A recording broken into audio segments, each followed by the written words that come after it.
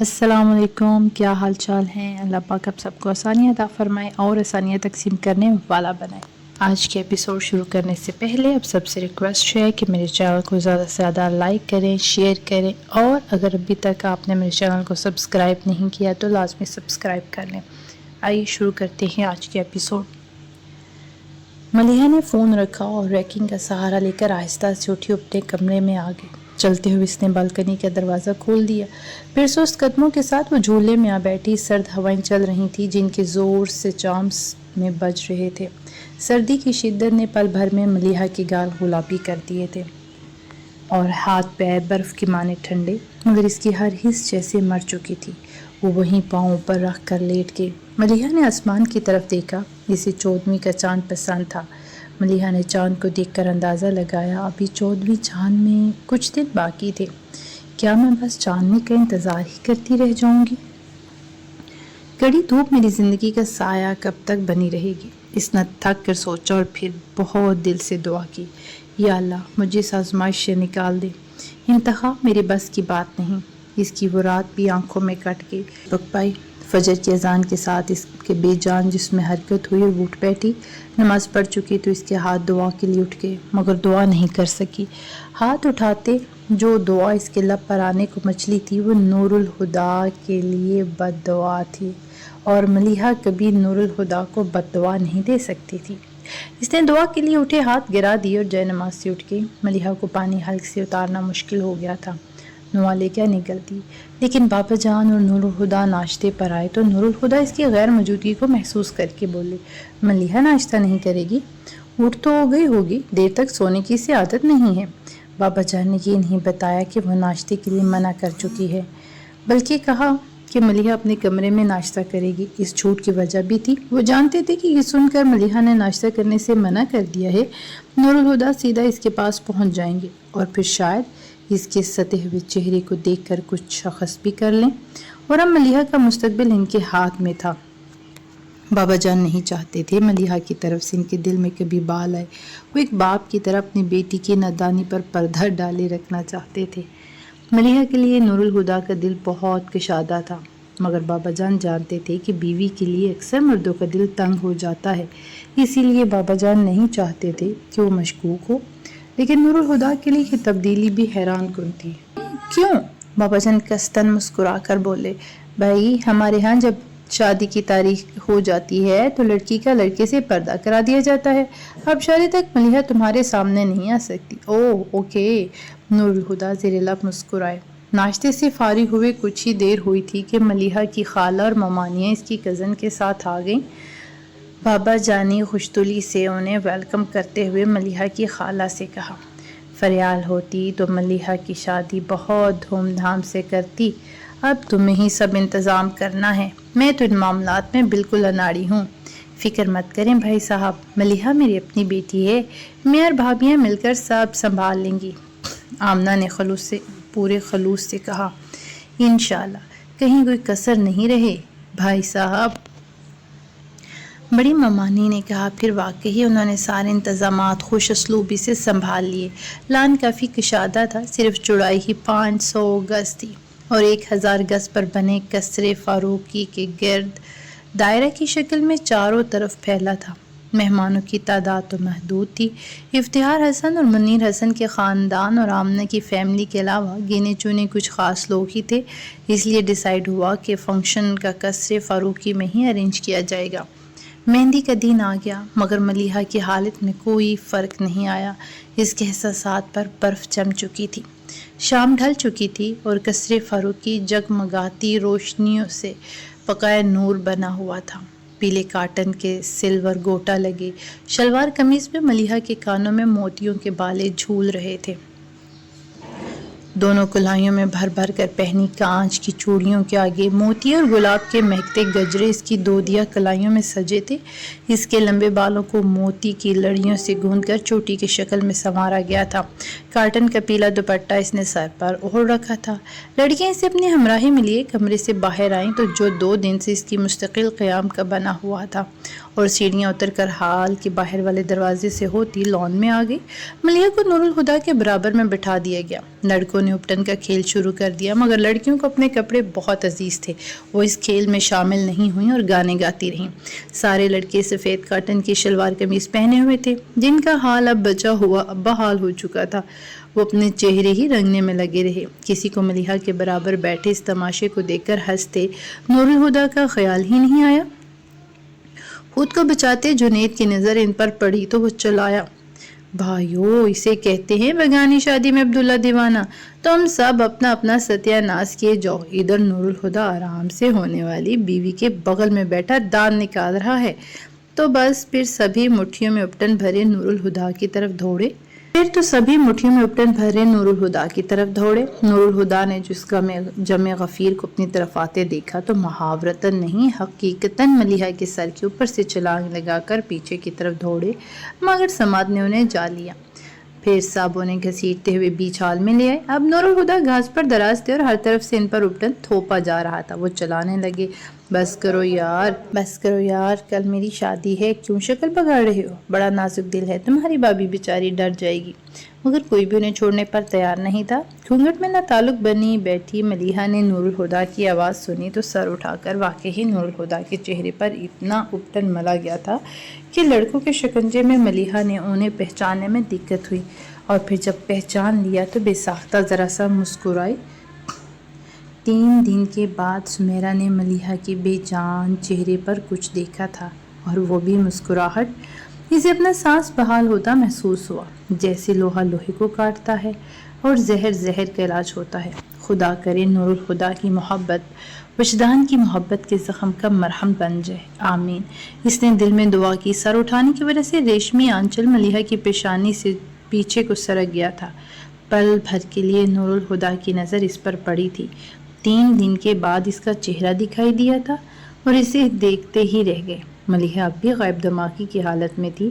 اسے چہرہ چھپانے کا خیال ہی نہیں آیا، الٹا ان کی حالت پر مسکرا دی۔ اسے مسکراتا دیکھ کر نور الہدیٰ اندر تک شانت ہو گئے تھے۔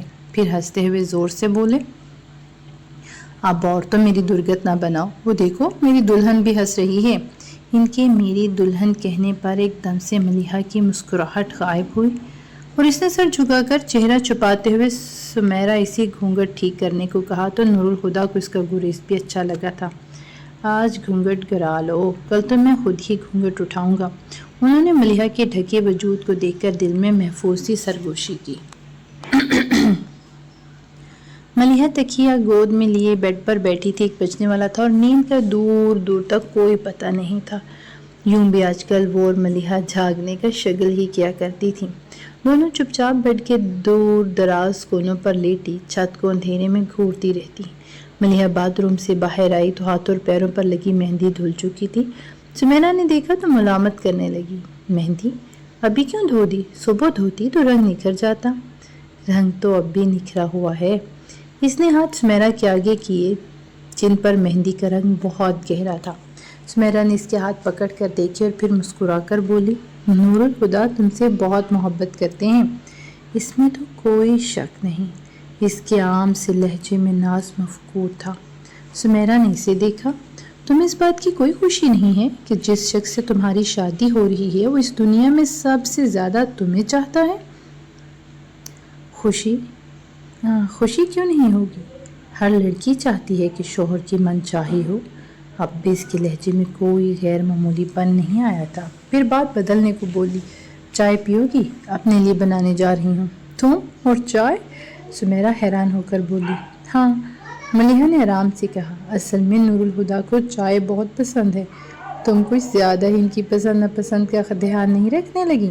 سمیرہ نے تیکھے لہجے میں کہا، جب ان کی خاطر اپنی پسند چھوڑ دی تو ان کی پسند اپنانے میں کیا حرج ہے؟ اس نے وجدان کا نام نہیں لیا تھا، پھر بھی سمیرہ سمجھ گئی کہ وہ وجدان کی بات کر رہی ہے۔ اب اس نے یہ عادت اپنا لی تھی کہ کہیں بے اختیاری میں وجدان کا ذکر زبان سے سرزد ہو بھی جاتا تو بھی اس کا نام نہیں لیتی تھی۔ منگنی والے دن کے بعد سمیرہ نے اس کی زبان سے وجدان کا نام نہیں سنا تھا۔ وہ گہری نظروں سے اسے دیکھتی رہی، پھر سانس بھر کر کہا، تم بیٹھو، میں چائے بنا کر لاتی ہوں۔ وہ چائے بنانے کے لیے اٹھ گئی تو ملیحہ فارغ بیٹھنے کی بجائے اپنے اسٹوڈیو میں آ گئی۔ اس نے نیا کینوس سیزل پر رکھا، برش ہاتھ میں لے کر سوچنے لگی کہ کیا بنائے۔ پھر کسی شعوری کوشش کے بغیر ہی اس کا ہاتھ کینوس پر چلنے لگا۔ سمیرا آئی تو وہ پوری طرح کینوس میں کھوئی ہوئی تھی اور اس کا ہاتھ بہت تیزی سے چل رہا تھا۔ اسے مگن دیکھ کر آواز دینے کے بجائے کپ ٹیبل پر رکھتے ہوئے سمیرا اسٹوڈیو میں آ گئی اور اس کی پوچھ سے آگے ہو کر دیکھا کہ وہ کیا بنا رہی ہے۔ مگر کینوس پر نظر پڑتے ہی اس کا دماغ بھگ سے اڑ گیا۔ سمیرا نے وحشت زدہ سے نظروں سے ملیحہ کے چہرے کو دیکھا تو اس کے ٹھٹکنے کو محسوس کر کے ملیحہ نے اسے دیکھ کر کہا، تمہیں کیا ہوا؟ سمیرا نے کچھ بولے بغیر سکتے کسی کیفیت میں کینوس کی طرف دیکھا تو ملیحہ کی حیران نگاہیں بھی اس کی نظروں کے تعاقب میں کینوس پر اٹھ گئیں۔ سمیرا کو جو محسوس کر کے حیرت ہوئی اس پر خود ملیحہ پوری طرح چونک گئی۔ وہ ادھورا پورٹریٹ اتنا واضح تھا کہ وجدان کا چہرہ اس میں نظر آ جاتا۔ ملیحہ کو دھیان بھی نہیں تھا کہ وہ وجدان کا چہرہ پینٹ کر رہی ہے۔ بسی پر اس کی آنکھوں میں آنسو آ گئے۔ وہ لب کچلتی ہوئی برش رکھ کر وہاں سے ہٹ گئی۔ سمیرا اس کے پیچھے بالکنی میں آئی تو وہ گھٹنوں پر سر ٹکائے جھولے میں بیٹھی تھی۔ سمیرا آہستگی سے اس کے ساتھ بیٹھ گئی جو پترائی ہوئی آنکھوں سے یک تک سامنے دیکھے جا رہی تھی۔ خاموشی نے سمیرا کو اداس کر دیا تھا مگر وہ خود بھی کوشش کے باوجود بول نہیں پا رہی تھی۔ کئی بوجھل پن گزر گئے تو ملیحہ کی خواب دیدہ آواز سنائی دی۔ سمیرا نے سر اٹھا کر اسے دیکھا جو کہہ رہی تھی، میں مرنا نہیں چاہتی مگر کچھ دنوں سے لگ رہا ہے کہ میرے اندر سب کچھ مرتا جا رہا ہے، یہاں تک کہ زندگی بھی۔ یہ کہہ کر وہ اپنے ہی لفظوں پر گھبرا اٹھی اور گمسم بیٹھی سمیرا کا ہاتھ پکڑ کر ٹوٹ کر فریاد کرنے لگی، میں مرنا نہیں چاہتی سمیرا، پلیز مجھے بچا لو، میری سانسیں، میرا دم گھٹ رہا ہے، ہر دھڑکن کے ساتھ دل رکتا جا رہا ہے مگر میں مرنا نہیں چاہتی اور اس شخص کا خیال مجھے جینے نہیں دے گا، مجھے بچا لو سمیرا، بچا لو مجھے، نہیں تو میں مر جاؤں گی۔ سمیرا کے دل کو کچھ ہوا تھا، وہ یکدم ہی ملیحہ سے لپٹ کر رونے لگی، پھر خود ہی سے الگ ہو کر روتی ہوئی اٹھ گئی۔ میں ملیحہ کی طرف سے بہت فکر مند ہوں سر، وہ مجھے ٹھیک نہیں لگتی۔ مہندی کی تقریب کے دوران ملک ناصر نے ملیحہ کے بے حس سے رویے کو خاص طور پر محسوس کیا تھا اور اب اسٹڈی میں بیٹھے وہ بابا جان سے اپنی پریشانی کا اظہار کر رہے تھے۔ بابا جان نے ہنگارہ بھرتے ہوئے ان کو دیکھا، میں نے بھی محسوس کیا ہے کہ وہ آج کل بجھی سی رہتی ہے مگر یہ سب اس کی اپنی حماقت کا صلہ ہے۔ جو دوسروں پر آسانی سے اعتبار کر لیتے ہیں انہیں دھوکے کے لیے تیار رہنا چاہیے۔ وہ پریشان تو تھے مگر ان کے لہجے میں ہلکا پھلکا غصہ بھی تھا۔ جو معاملہ اپنے آپ ہی ختم ہو گیا اس کے ذکر سے کیا فائدہ؟ ملک ناصر نے ان کے غصے کو محسوس کیا، لیکن اس شادی کو ملتوی کیا جا سکتا ہے، ابھی وہ ایک صدمے سے نہیں سنبھلی اور تم نے اس کے سامنے دوسری آزمائش کھڑی کر دی۔ شادی یقیناً ملتوی ہو سکتی ہے لیکن اس التوا کی وجہ کیا بیان کی جائے؟ کیا یہ کہ میری بیٹی جس سے شادی کرنا چاہتی تھی اس نے میری بیٹی کے ساتھ شادی کرنے سے انکار کر دیا اور اب میری بیٹی صدمے سے نکلنے کے لیے اس کو وقت چاہیے؟ انہوں نے تپے لہجے میں کہا اور پھر پست آواز میں بولے، کیا لگتا ہے تمہیں؟ کیا میں اپنی بیٹی کا دشمن ہوں جو جان بوجھ کر اسے تکلیف دے رہا ہوں؟ نہیں ملک، ان کے بولنے سے پہلے بابا جان خود ہی بولے، لیکن اگر سب طے ہو جانے کے بعد اب میں اپنے فیصلے میں کوئی رد و بدل کرتا ہوں تو ملیحہ شکوک کی زد میں آ جائے گی اور شک کی ایک نگاہ بھی پڑ جائے تو پارسائی کی چادر میلی ہو جاتی ہے۔ حماقت تو کی ہے اس نے مگر میں نہیں چاہتا کہ ملیحہ کو اس حماقت کی سزا ملے، لیکن کچھ نہ کچھ تکلیف تو اسے اٹھانا ہی ہوگی۔ وہ اپنے مخصوص پاٹ انداز میں کہہ رہے تھے لیکن ملک ناصر جانتے تھے کہ وہ اندر سے کتنے پریشان تھے۔ دیکھ لو ذرا، کہیں یہ تکلیف ملیحہ کی بساط سے بڑھ کر نہ ہو۔ ایسا نہیں ہوگا، اور اگر ہوتا تو وہ شادی سے انکار کر دیتی، کیوں چپ چاپ نور الہدا کے نام کی مہندی ہاتھوں میں نہیں لگا لیتی؟ تم بھول رہے ہو عذر کہ اسے چپ رہنے کی عادت ہے۔ میں یہ نہیں بھول سکتا ملک کہ ایک شخص نے اسے بولنا سکھا دیا ہے، اور اگر وہ مجھے یہ کہنے کی جرات کرتی ہے کہ اسے وجدان سے شادی کرنی ہے تو یہ بھی کہہ سکتی ہے کہ اسے نور الہدا سے شادی نہیں کرنی، لیکن اس نے ایسا کچھ نہیں کہا تو اس کا مطلب یہی ہوا نا کہ اسے اعتراض نہیں۔ یوں بھی خاموشی نیم رضامندی ہوتی ہے، انہوں نے کہہ کر بات ختم کر دی۔ کہ زندگی کا سب سے کڑوا دن طلوع ہو گیا تھا۔ سمیرا منتظر رہی، اب وہ رو پڑے گی، اب وہ ضبط کا دامن چھوڑ دے گی، اب وہ چیخ چیخ کر فریاد کرے گی، کوئی ہے جو میری زندگی لے کر مجھے وجدان دے دے؟ مگر ملیحہ کے ہونٹوں سے اف تک نہیں آئی۔ ہاں، مگر اس کی نمازیں آج کچھ زیادہ ہی طویل ہو گئی تھیں۔ نماز پڑھ کر پچھلے 3 دن کی طرح دعا مانگے بغیر ہی ملیحہ نے جائے نماز اٹھا دیا تو سمیرا نے اسے دیکھ کر ٹوکا، دعا تو مانگ لو۔ وہ تھکن بھرے انداز سے مسکرائی، ایک کا سکھ اور دوسرے کا دکھ، تم ہی بتاؤ کس کے لیے کیا مانگو؟ ملیحہ تو آج نیم جان ہو چکی تھی، چہرہ تھا کہ انگارے کی طرح دہک رہا تھا اور ہاتھ پاؤں برف کی مانند ٹھنڈے ہو رہے تھے۔ بڑی ممانی نے اس کے ہاتھوں کی ٹھنڈک محسوس کی تو پریشان ہو گئی۔ دیکھو ذرا آمنہ، اس کے ہاتھ کیسے ٹھنڈے ہو رہے ہیں؟ آمنہ خالہ اس کے ہاتھ اپنے ہاتھوں میں لے کر نرمی سے دباتی ہوئی بولی، ہاتھ تو واقعی بہت ٹھنڈے ہو رہے ہیں، مگر شادی کے خیال سے اکثر لڑکیوں کا حال ایسا ہو جاتا ہے، اب پریشان نہ ہوں۔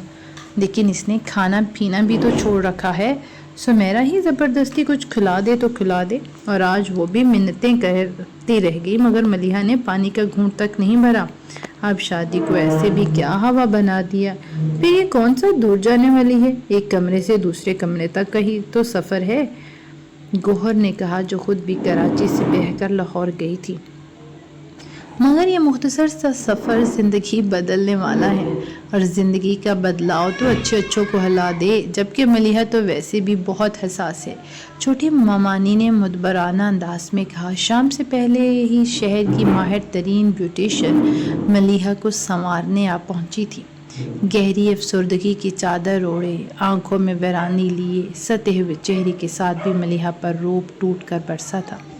سائمہ نے اسے دیکھا تو نظر اتارتے ہوئے کہا، نور الہدیٰ واقعی قسمت کا دھنی ہے، ملیحہ خوبصورت بھی ہے اور خوبصیرت بھی، اب تو مجھے بھی ان کی خوش قسمتی کا یقین ہونے لگا ہے۔ سمیرا نے اس کی بات سنی تو بت کی مانند بے حس و حرکت بیٹھی ملیحہ کو دیکھ کر ہولے سے کہا، ایک بارات ہی تو نہیں آئی تھی، باقی سب رسمیں تو ہو سکتی تھیں۔ ادھر نور الہدیٰ نیوی بلو کلر کے ڈنر سوٹ میں نکسک سے تیار ہو کر لان میں بنے اسٹیج پر جلوہ فروز تھے، اور ادھر ملیحہ کو گھیرے میں لیے بیٹھی لڑکیاں دودھ پلائی اور جوتا چھپائی جیسی رسموں کے لیے بھاگ گئیں۔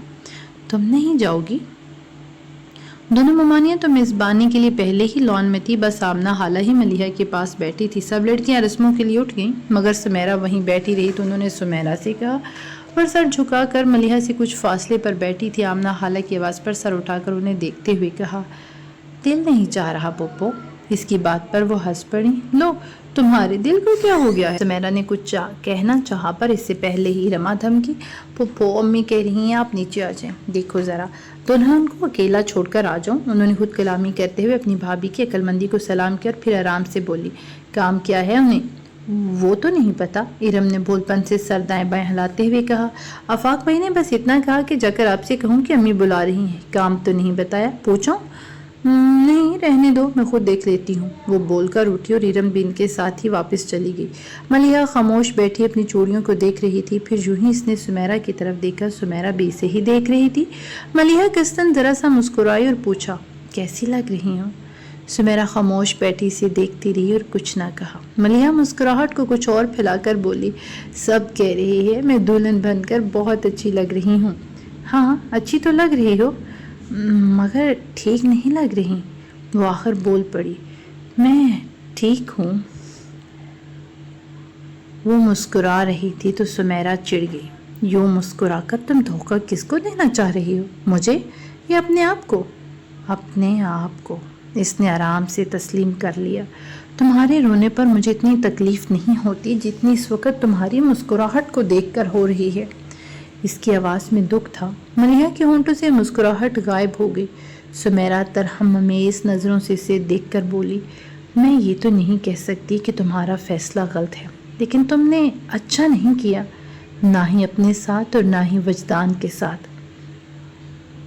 وجدان کا نام برچھی کی طرح اس کے اندر اتر گیا تو وہ جھٹکے سے اٹھ کھڑی ہوئی، کچھ پل خود کو سنبھالنے میں لگے۔ نکاح کا وقت ہو چکا ہے، آؤ نیچے چلتے ہیں۔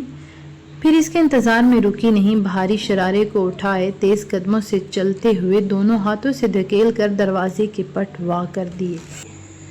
और इसी पल पत्थर की हो गई।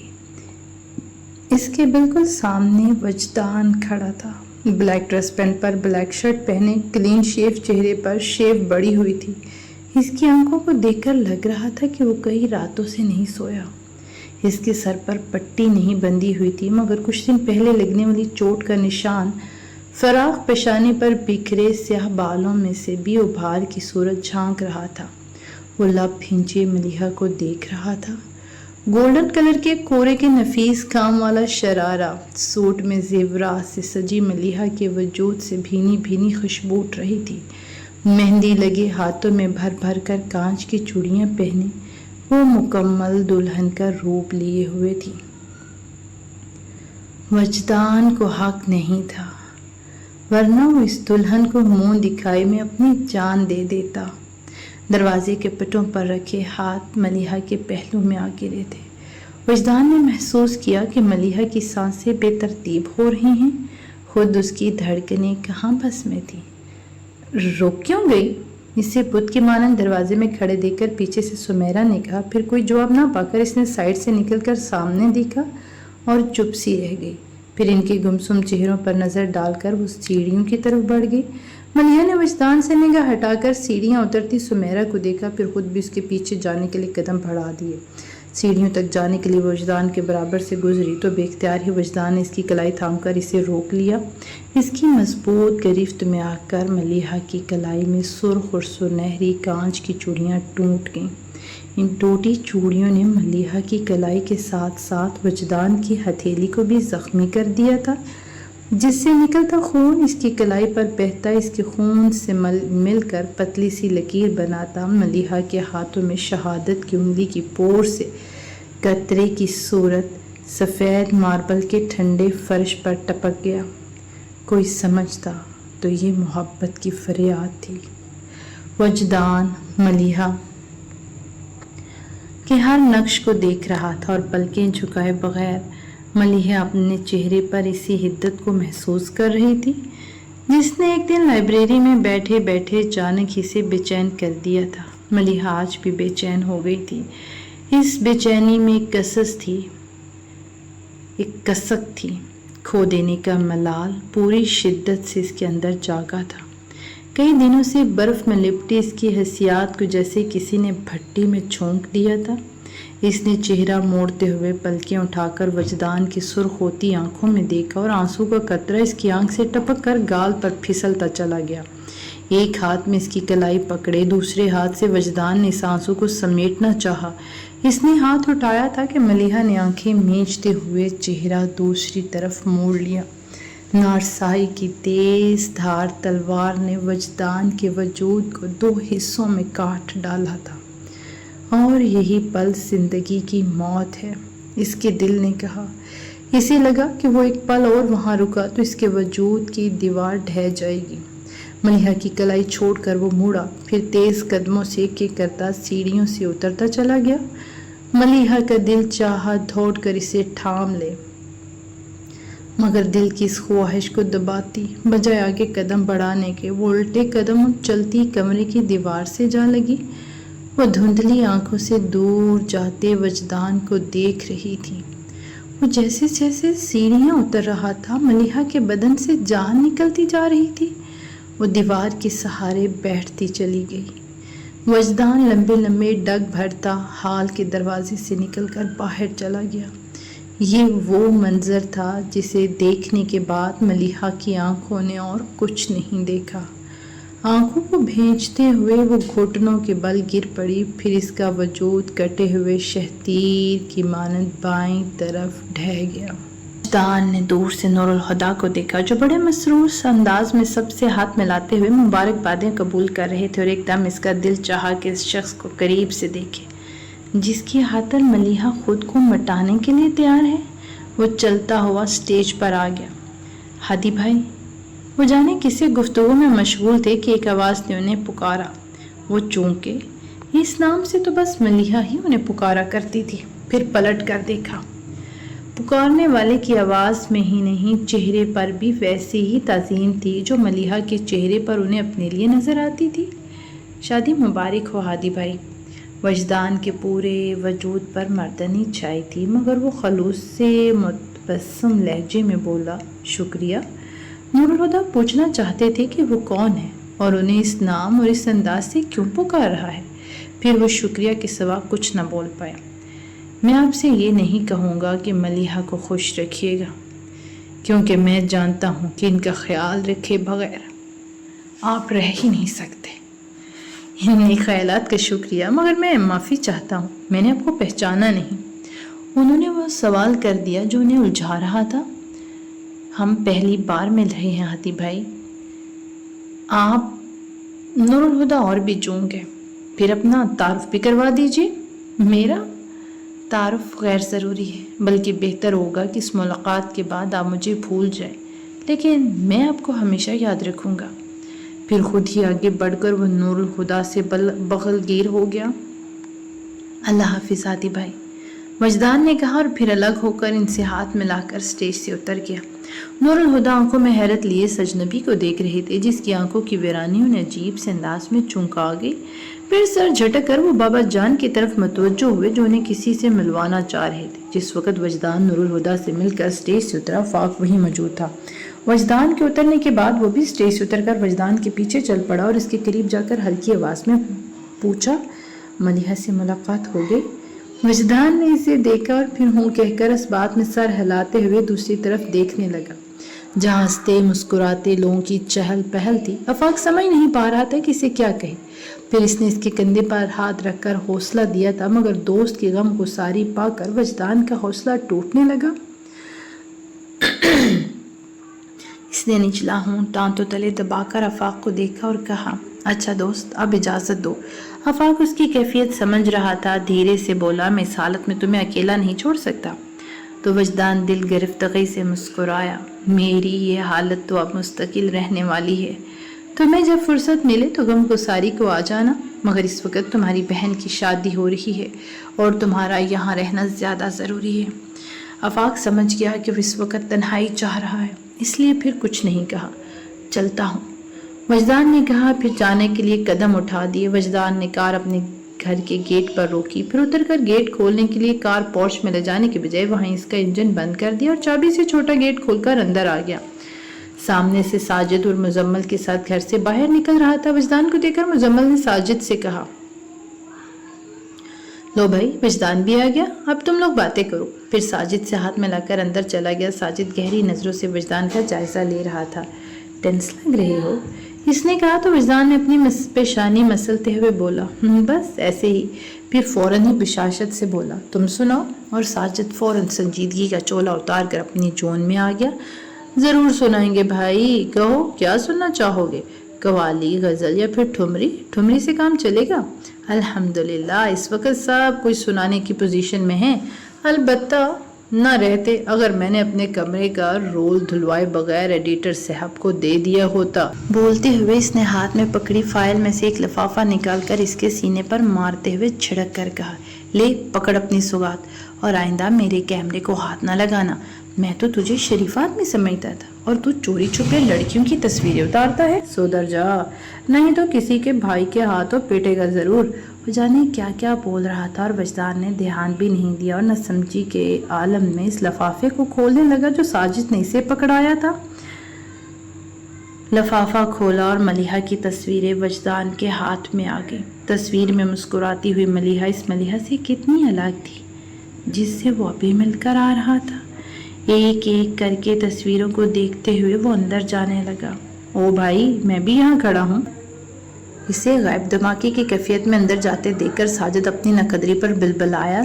وجدان سست رفتاری سے چلتا لانچ میں آ گیا جہاں روز کی طرح سب موجود تھے اور چائے پی رہے تھے، لیکن وجدان نے کسی کی طرف دیکھا بھی نہیں اور اپنے کمرے میں جانے کے لیے سیڑھیوں کی طرف بڑھ گیا تو مصطفیٰ عظیم خاموشی سے اسے جاتے ہوئے دیکھ رہے تھے۔ سمیرہ مہمانوں کے درمیان مگر اس رخ سے بیٹھی تھی کہ کوئی بھی اگلے دروازے یا پچھلے لان کی طرف جاتا تو فوراً اس کی نظر میں آ جاتا۔ جس نے وجدان کو آتے دیکھا تو ملیحہ کے پاس جانے کے خیال سے کھڑی ہو گئی، لیکن پھر وجدان کو نور الہدیٰ کے پاس جاتے دیکھ کر رک گئی۔ कुछ सेकंड के बाद वो स्टेज से उतरा और इसके पीछे ही आफाक भी स्टेज से उतर गया। फिर दोनों में मुख्तसर सी बातचीत हुई। वहीदान चला गया तो सुमेरा ने खामोशी से सर झटक दिया। एक पल को इसे लगा कि शायद वजदान नूरुल हुदा को सब बता देगा, लेकिन खुद को नॉर्मल करते हुए वो पिछले लान की तरफ आ गई। इसने अब नुस्ती दरवाजे की चौखट पर कदम रखा ही था कि ऊपर जीने पर कमरे के दरवाजे के सामने बेहोश पड़ी मलिहा पर इसकी नज़र ठहर गई। न जाने वो क्या एहसास था जिसने सुमेरा को दहला दिया। फूफा जान, किसी खौफ के ज़ेरे असर वो चलाई और बजाय मलिहा के पास जाने के वो उल्टे पैरों बाहर को भागी। फूफा जान, मलिहा इतना बोलकर ही हाँफने लगी तो बाबा जान परेशानी भरी उजलत में बोले, हुआ मलिहा को? सीने पर हाथ रखकर दिल को काबू करते हुए इसने सहमी आवाज में कहा, मलिहा अपने कमरे के बाहर बेहोश पड़ी है। इसकी बात पूरी भी नहीं हुई थी कि नूरुल हुदा गले में पड़ी फूलों की माला खींच कर उतारते अंदर की तरफ भागे। बाबा जान भी इनके पीछे थे।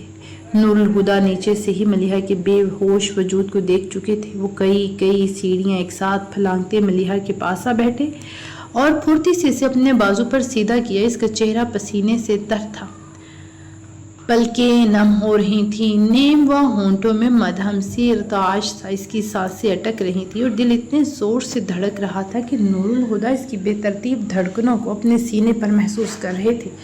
उन्होंने मलिहा की नब्ज टटोली जो डूबती जा रही थी, फिर सीढ़ियों पर भागते आफाक को देखकर चलाई। आफाक, गाड़ी निकालो। वो सर हिलाता पलट गया। नूरुल हुदा की छठी हिस्स खतरे का इशारा दे रही थी। पास ही बैठे परेशान से बाबा जान को कोई दिलासा दिए बगैर उन्होंने आनन फानन मलिहा को बाजों में उठाया और तेजी से सीढ़ियां उतरते चले गए। मेहमानों में अफरा तफरी मची थी हर तरफ से। क्या हुआ की आवाजें आ रही थी। आफाक कार का इंजन स्टार्ट कर चुका था। सामान ने फुर्ती से आगे बढ़कर पिछली सीट का दरवाजा खोल दिया। इतने में बाबा जान दूसरी तरफ का दरवाजा खोलकर बैठ चुके थे। नूरुल हुदा ने मलिहा को उनकी गोद में लटा दिया और खुद अगली सीट पर बैठ गए। नूरुल हुदा के पीछे बैठते ही आफाक ने कार को तूफानी रफ्तार से आगे बढ़ा दिया। चंद लम्हों की अफरा तफरी के बाद फजा एकदम साकित हो गई। हैरत की ज्यादती से हर शख्स जैसे पत्थर हो गया। कुछ देर पहले जहाँ रंगो बू का सैलाब था, कहकोर मुस्कुराहटों का दरिया उमड़ रहा था, वहां अब यकलख्त अंदेशों के साए लहराने लगे थे। या अल्लाह! दरवाजे के आगे बने छोटे से बरामदे की सीढ़ियों पर बेदम सी होकर बैठती सुमेरा के लबों से दुआ निकली। हमेशा नपे तुले अंदाज में बर्ताव करने वाले बाबा जान हाथ पैर छोड़े बैठे थे।